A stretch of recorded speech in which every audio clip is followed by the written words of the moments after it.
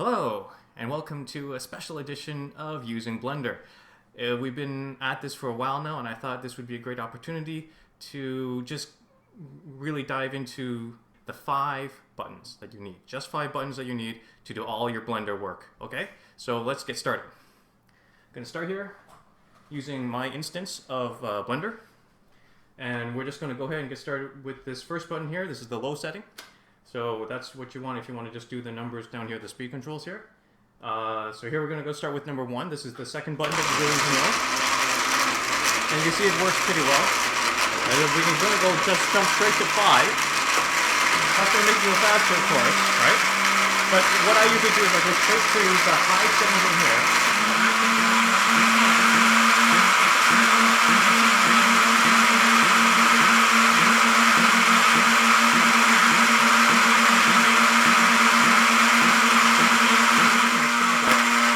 And there you go, and that's pretty much all there is to it.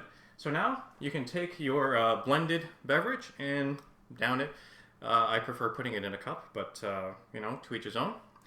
So there you have it, the 5 buttons you need for Blender. Hope you enjoyed that. Thanks for watching, and we'll see you next time. Bye now.